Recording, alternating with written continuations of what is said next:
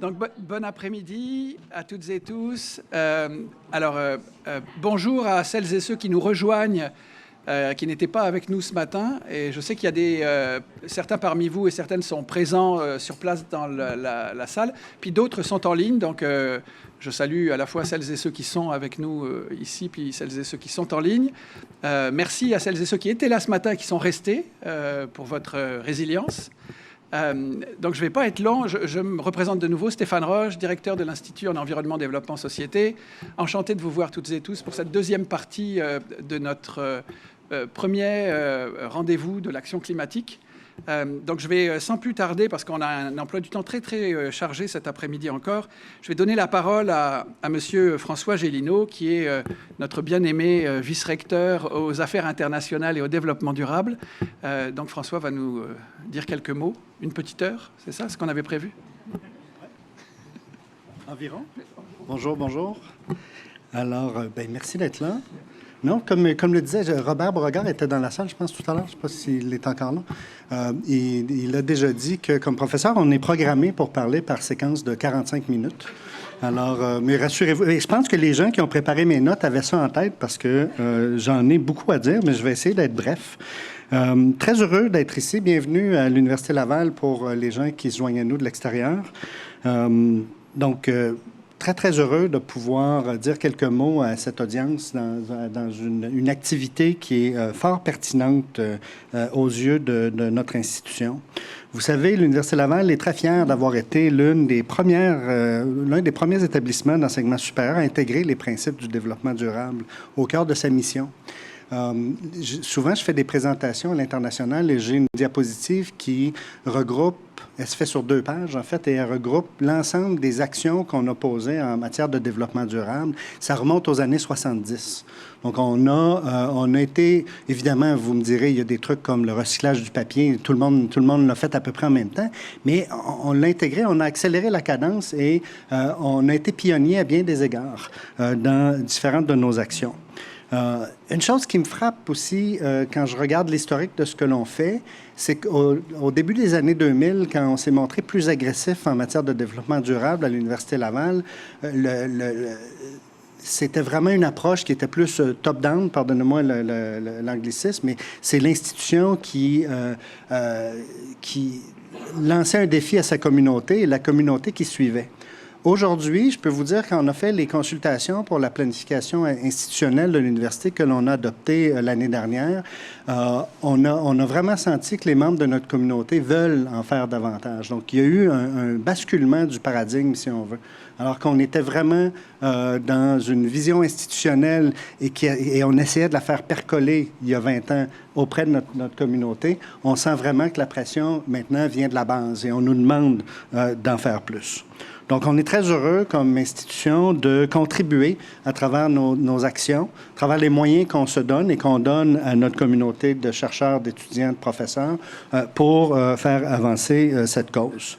On est convaincu qu'on peut avoir un plus grand impact et notamment à travers l'enseignement et la recherche. Je pense que c'est l'objet de vos échanges cet après-midi. Pour nous, c'est très important. Vous le savez peut-être, à l'Université Laval, on a intégré dans le règlement des études, je pense que c'était en 2009, l'obligation pour tous les programmes de premier cycle d'exposer les étudiants aux notions du développement durable. Dans la dernière mouture de la stratégie de développement de la recherche, on a utilisé pour la structurer les objectifs du développement durable de l'ONU.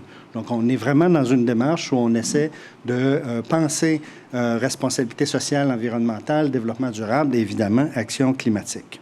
L'Université Laval et ce leadership-là, on est très fiers d'avoir une reconnaissance externe. En 2023, on a obtenu le plus haut niveau de reconnaissance au classement STARS, qui est un classement qui compare les universités sur la base de leur réalisation en matière de leur contribution aux objectifs du développement durable.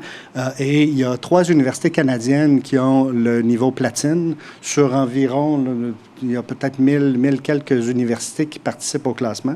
3 canadiennes, dont 2 au Québec, Sherbrooke et l'Université Laval. On en est très fiers. On est également, en 2023, on s'est hissé au 14e rang du classement de Times Higher Education, le classement d'impact qui mesure ce que les universités font en matière de développement durable à travers les objectifs du développement durable. Et c'est 14e sur quelques 1700 universités. Et quand on regarde le palmarès global, on est la première université francophone dans le palmarès. Donc, on en est très fiers, mais ça ne veut pas dire qu'il faut qu'on s'arrête là.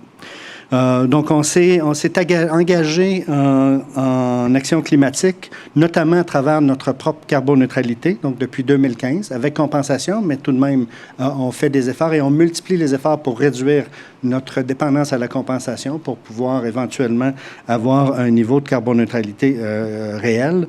On a une stratégie de développement durable qui est ambitieuse. D'ailleurs, vous avez un aperçu graphique de notre trajectoire 2030 en action climatique dont le document devrait être rendu public dans les prochains jours, prochaines semaines, et qui vise à donner une certaine cohérence, une orientation à l'ensemble de nos actions en lien avec le climat, mais aussi d'accroître les synergies et créer des effets multiplicateurs pour accélérer notre transformation. L'action climatique, elle est au cœur de notre mission. Donc, on souhaite, à travers l'action climatique, favoriser l'apprentissage, l'innovation et le partage des connaissances dans le domaine. Et pour nous, on croit que la recherche et l'enseignement sont des vecteurs des plus importants. Par exemple, en 2021-22, nous avons recensé plus de 145 cours portant sur le climat, sur l'ensemble des cours qui se donnent à l'Université Laval, et près de 40 thèses de maîtrise et de doctorat qui ont été produites sur le sujet. Plus de 492 publications scientifiques liées au climat ont été réalisées entre 2017 et 2021. On vous a peut-être déjà parlé du chantier d'avenir en action climatique, une maîtrise sur mesure, un nouveau programme qui a été lancé en septembre dernier, qui est fort novateur, et qui met l'action climatique au cœur du parcours des étudiants qui y sont inscrits, étudiants et étudiantes. Enfin, on peut penser aussi au réseau UNICE, donc les Universités Unies pour le climat, qui est un réseau principalement d'étudiants, épaulé par la direction d'une dizaine d'universités. On a plus de 1500 membres actuellement, étudiants, qui vont s'exposer à différents outils pour faire valoir leur leadership en matière d'action climatique.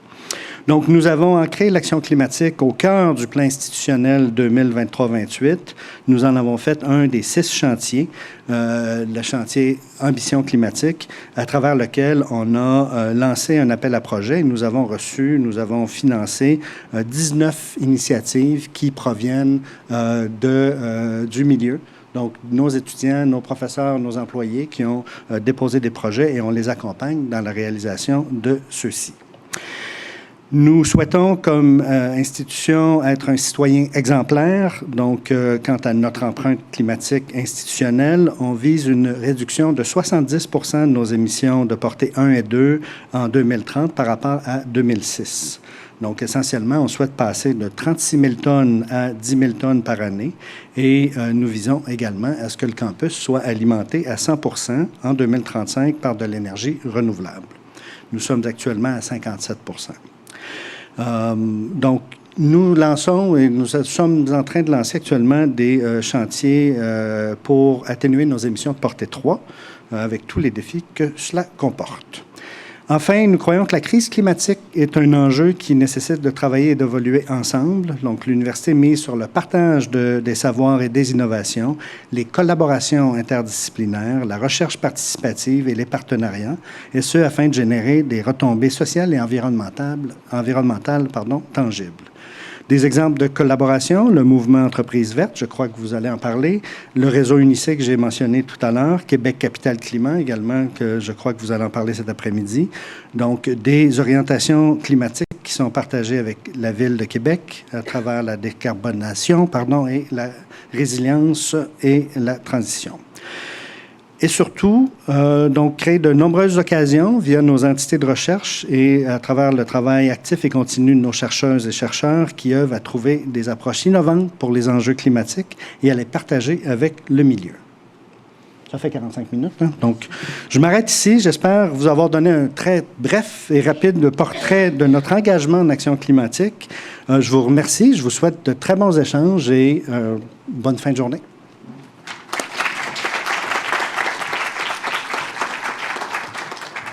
Merci beaucoup, Monsieur le vice-recteur.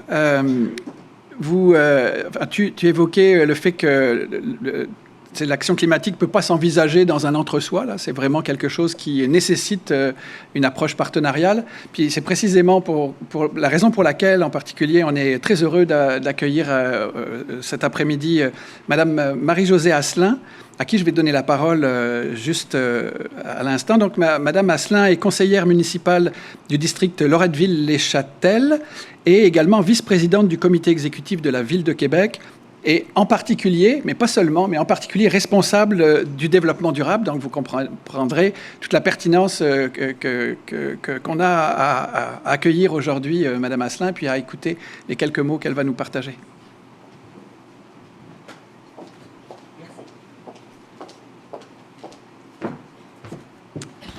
Bonjour tout le monde. Les profs sont programmés pour parler 45 minutes, les politiciens généralement 3, mais j'ai la fâcheuse tendance à déborder, fait que vous me ferez signe quand vous serez tanné ou que vous serez rendu à la pause puis que je serai encore en avant. Vraiment super contente d'être ici aujourd'hui puis de pouvoir me joindre à vous quelques minutes. Je pourrais pas rester cet après-midi, mais j'aurais vraiment aimé beaucoup passer l'après-midi avec vous. Je vais reprendre des paroles que le maire a déjà mentionnées par rapport au changement climatique en disant, on a 3 façons de réagir.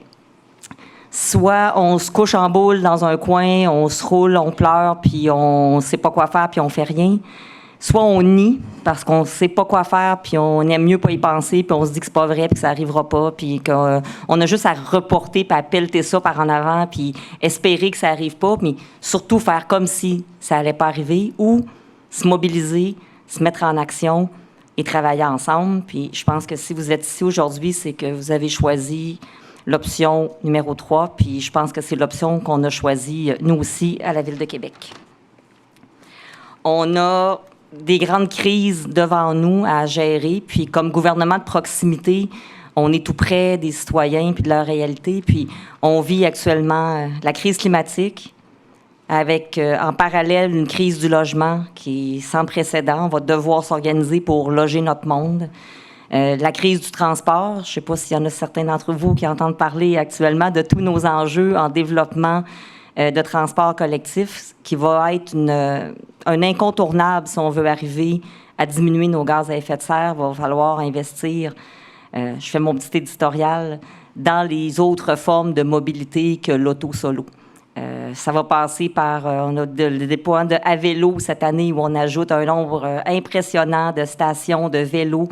L'année passée, c'est plus de 650 000 déplacements à vélo qui ont été effectués. Puis là-dessus, il y a 22 % des gens qui disent que ça a remplacé un déplacement qu'ils auraient fait en voiture seul. Donc, c'est pas sans impact, mais ce sont tous ces petits gestes-là qui s'additionnent. Dans ces crises-là, il faut se trouver un ennemi commun, puis les ennemis communs, ce sont ces 3 crises-là.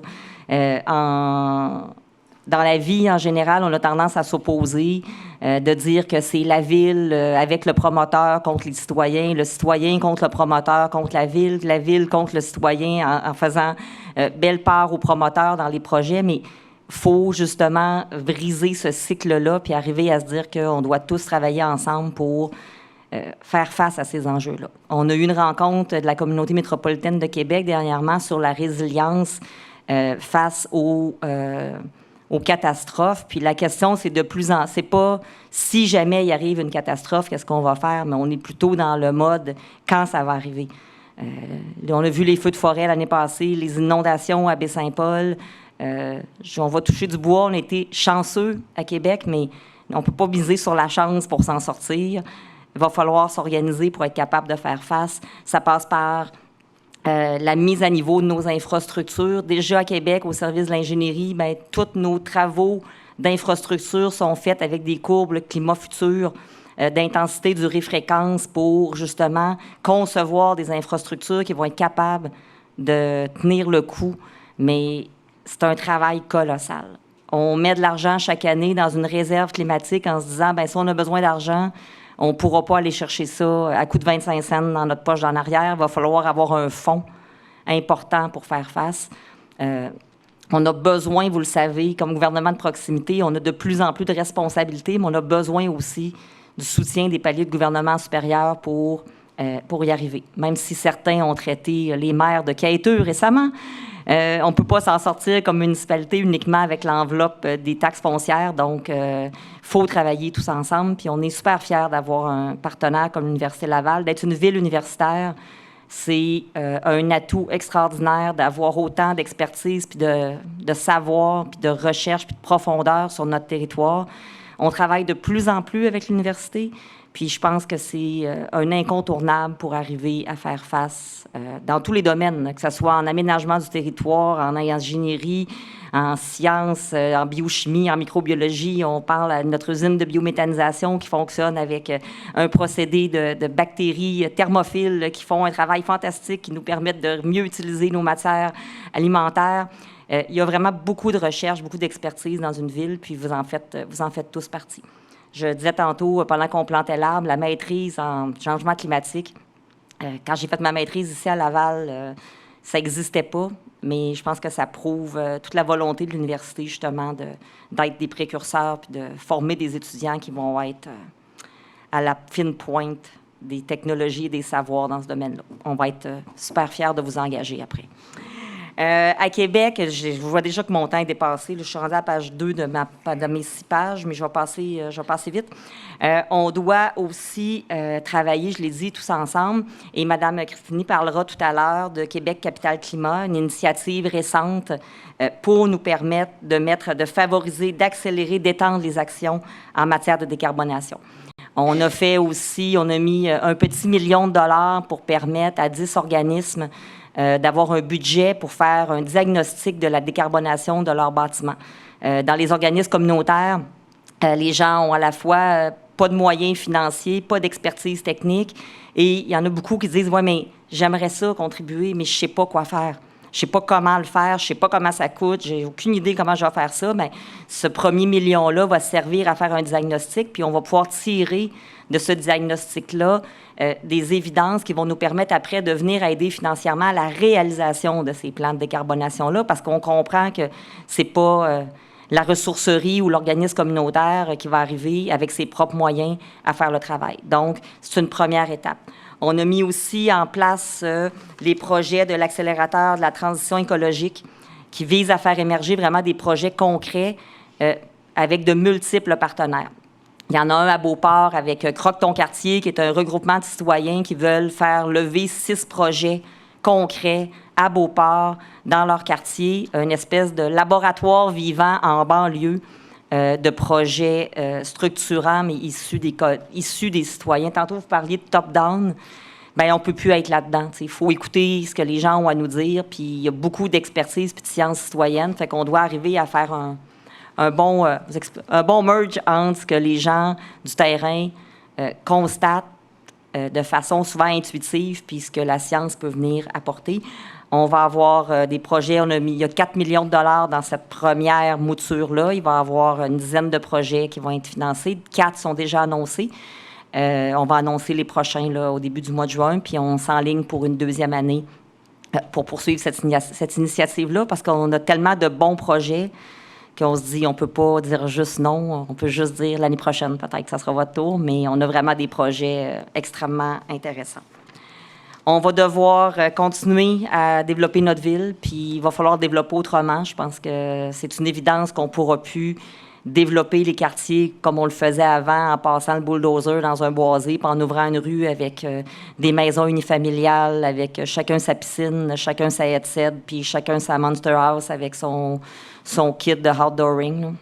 Je pense qu'il va falloir densifier. C'est difficile pour les citoyens dans les quartiers où on est habitué à la maison unifamiliale de dire, bien, peut-être que c'est plus le modèle qu'on va devoir continuer à perpétuer. Oui, la banlieue, oui, la maison plus isolée. On n'a pas tous envie de vivre dans un multiplex, mais il va falloir réfléchir à l'utilisation de l'espace. Déjà, on a choisi de ne pas élargir notre périmètre d'urbanisation à Québec, malgré la pression, la forte pression pour le faire, pour arriver à justement développer les espaces dont on a besoin. Mais c'est un premier geste qu'on a fait en disant, bien, c'est pas vrai qu'on va continuer à s'élargir dans les périphéries puis dans notre couronne verte. On va essayer de trouver des solutions puis de faire autrement. Fait que c'est ça sur quoi on travaille. Puis on peut faire ça grâce à des gens comme vous qui vont nous aider à réfléchir justement autrement pour la suite des choses. Donc, j'ai largement dépassé mon 3 minutes. J'allais dire, Monsieur le Président, ce sera pas long, j'ai presque fini. Mais merci de l'invitation. Je vous souhaite un bel après-midi. C'était bien émouvant de participer à la première plantation d'arbres de cette première cohorte-là. Puis je vous souhaite à tous, j'espère d'être là à votre collation des grades. Fait que bon après-midi.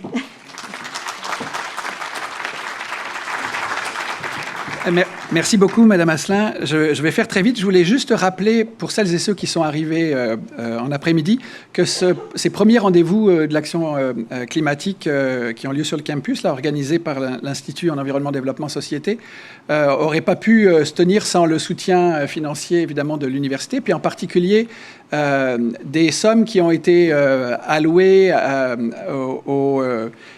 au chantier numéro 5, Ambition climatique, qui est piloté d'ailleurs par notre vice-recteur qui est ici. Et donc c'est grâce à l'initiative mise en place par ce chantier-là, qui fait partie intégrante de la planification institutionnelle 2023-2025, que cette journée peut avoir lieu. Alors sans plus tarder, je vais passer la parole à Madame Cristini, Lorraine Cristini. Madame Asselin a évoqué tout à l'heure cette nouvelle initiative qui a été lancée il y a 3 semaines peut-être. Donc Québec Capital Climat, et Lorraine Cristini a été engagée pour mener à bien cette grande aventure. Donc Lorraine, la parole est à toi. Donc, bonjour à tous. Moi, je suis très heureuse d'être présente parce que je pense qu'on est ici pour connaître un peu tout ce qui se fait, tous les acteurs en changement climatique sur la région de la capitale nationale. Donc, très heureuse d'être ici et merci de l'invitation.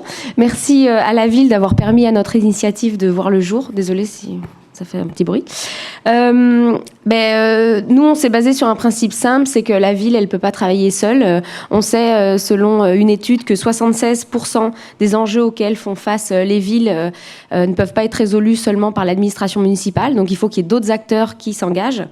Et donc, pour contribuer à l'atteinte des objectifs du plan climat de la ville de Québec, du plan de transition 2021-2025 et du prochain plan 2030 de la ville de Québec, on a la Fondation Québec Philanthrope et la ville de Québec. Est-ce que ça fait ça tape?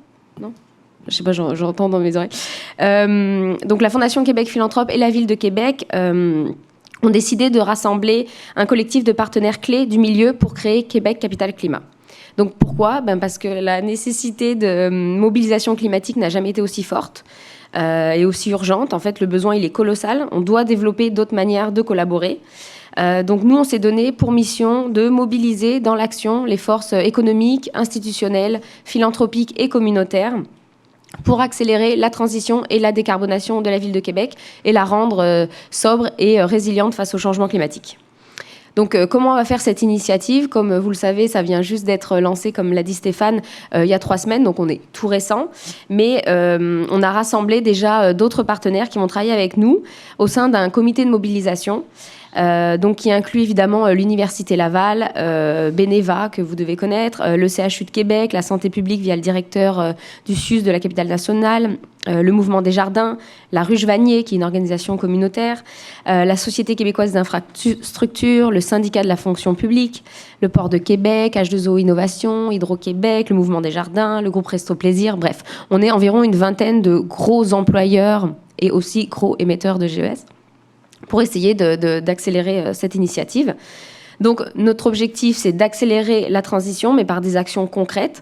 Donc, une des choses qui guide nos actions, c'est vraiment de mettre en commun les connaissances et les bonnes pratiques à travers ces acteurs que je viens de citer, favoriser la concertation entre eux, pour qu'ils luttent ensemble face aux freins contre l'action climatique et évidemment mutualiser les ressources de tous ces acteurs. Notre stratégie qu'on s'est donnée au départ, c'est vraiment de travailler sur 3 thèmes. On ne peut pas travailler sur tous les thèmes, mais on a sélectionné 3 thèmes au départ qui sont mobilité et urbanisme, bâtiment, adaptation et résilience. Et sur chacune de ces thématiques, donc adaptation et résilience, c'en est une, bâtiment, c'en est une autre, et mobilité et aménagement et mobilité et urbanisme, en gros, c'en est une autre. Donc on en a 3. C'est vraiment de créer un chantier de travail, donc qui correspond, qui va rassembler des entreprises privées, des entreprises communautaires, le milieu philanthropique, mais surtout aussi le milieu de la recherche. Et c'est pour ça qu'on est là aussi aujourd'hui. Parce que nous, c'est très important pour nous de travailler avec le milieu de la recherche tout le temps. Puis justement, qu'est-ce qui guide notre action? Je voulais en parler aussi, c'est vraiment nos principes. On en a plusieurs, mais il y en a 3 que je voulais vous amener. C'est vraiment la collaboration, donc j'en ai déjà parlé. L'urgence climatique, elle nécessite une mobilisation sans précédent. Donc on doit collaborer avec le milieu, on doit collaborer de façon intersectionnelle et multidisciplinaire. Et c'est pour ça qu'on est là aujourd'hui avec le milieu de la recherche. Et c'est aussi le deuxième principe, c'est vraiment l'intégrité scientifique. En fait, nos choix vont vraiment reposer et reposent déjà sur vraiment des connaissances les plus à jour au niveau des changements climatiques. On veut être constamment en lien avec le milieu de la recherche, c'est vraiment au cœur de nos pratiques. Et enfin, je m'en voudrais de ne pas le nommer, c'est vraiment l'inclusion. On ne peut pas envisager la lutte et l'adaptation au changement climatique sans penser à la diversité, à l'inclusion, à l'équité intergénérationnelle, sans penser à protéger les populations les plus vulnérables. Donc vraiment, la justice environnementale, c'est essentiel et c'est un des principes de nos actions structurantes qu'on veut mettre en place. Donc voilà, si vous avez des questions, évidemment, je resterai disponible et j'avais encore du temps. Non, mais de toute façon, j'ai presque plus rien à dire. On est une nouvelle initiative, donc voilà. Je suis très heureuse de participer aux échanges depuis ce matin et puis de discuter un peu plus avec vous, puis tous les acteurs. Sur ces chantiers dont je vous parlais, on va faire venir d'autres acteurs, pas seulement les 20 dont je vous ai parlé. Donc le plus on est, le plus d'experts on est, le mieux c'est. Donc voilà, merci à tous. Merci beaucoup, Lorraine. Et c'est évidemment, ça va sans le dire, mais ça va mieux en le disant, l'Institut EDS est très, très, très intéressé. Non, mais c'est pas... Non, ce que je voulais dire, c'est qu'on est évidemment partie prenante et on souhaite travailler beaucoup avec Lorraine, son équipe et puis tous les partenaires pour faire en sorte que cette initiative Québec Capital Climat ait un véritable impact sur notre communauté.